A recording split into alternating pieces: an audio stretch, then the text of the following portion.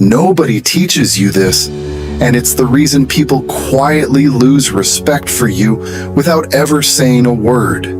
You learned math, history, how to speak a language you barely remember, but no one ever told you this. The way you treat yourself becomes the blueprint for how others treat you.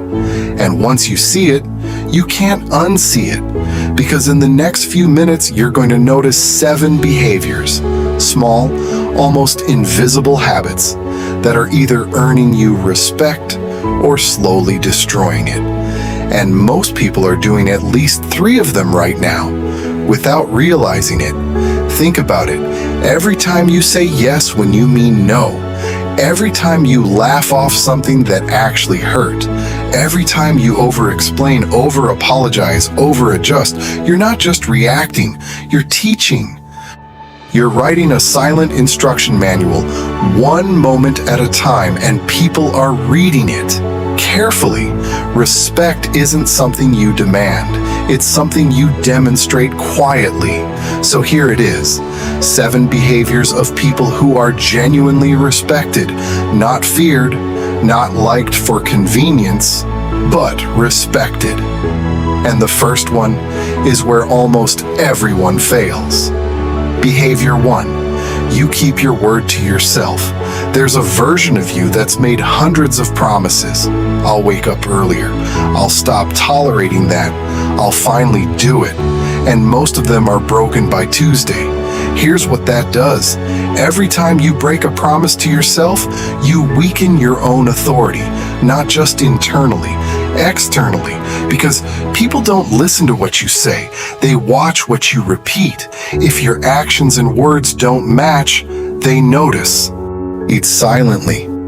But when you start keeping small promises, not for applause, not for validation, but in private, something shifts.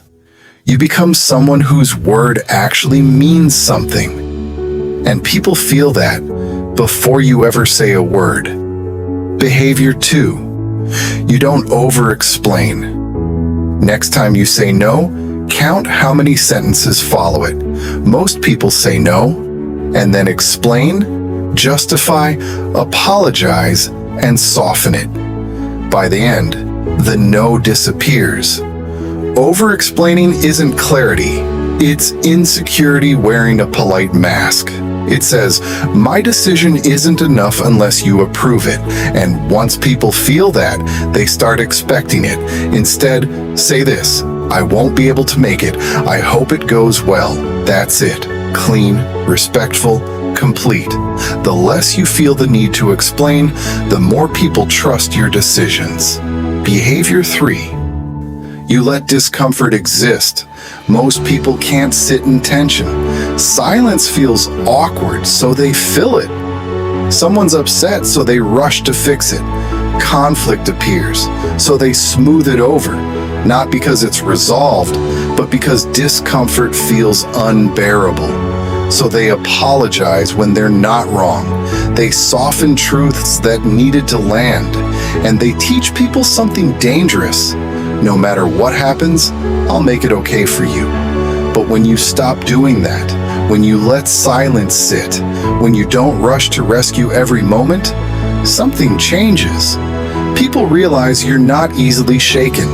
You're not easily controlled. And that commands respect. Behavior 4.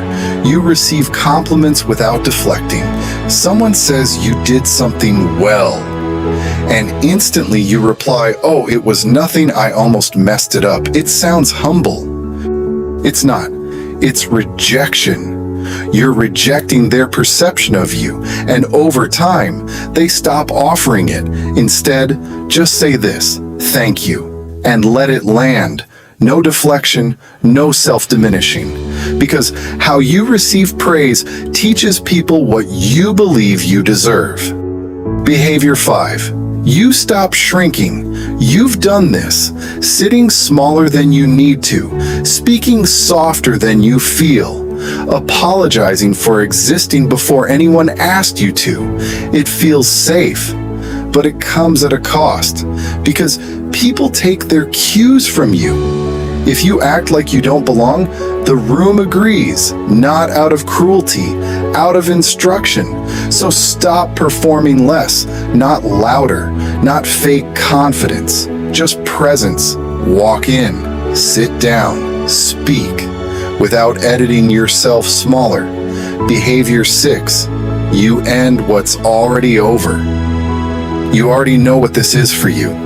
The friendship that's just obligation. The relationship that drained months ago.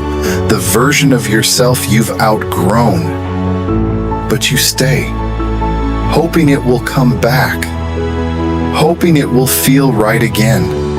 It won't. And staying teaches people something, that you'll tolerate what no longer deserves you.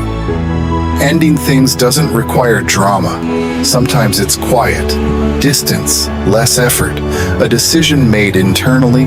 This no longer belongs to me. That is self-respect. Behavior 7. You respond. You don't react. Someone triggers you. Your heart spikes. Your mind races. You want to respond immediately. That's the trap. Reacting means they control you. Responding means you control yourself. And the difference is a pause. Just one. That pause is power. Most people never use it. They react. Explain. Regret. But when you pause, even for a second, you become someone who isn't easily moved. And that kind of presence is impossible to ignore. 7 behaviors, none of them loud, none of them dramatic. That's why they work.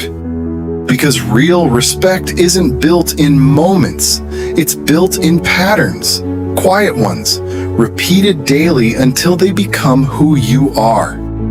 So don't try to change everything. Pick one, just one behavior, and practice it until it becomes natural, because you've been teaching people how to treat you this whole time. Now the question is, what lesson are you going to teach next? If this hit you, don't explain it. Just write, "I know my worth," and leave it there.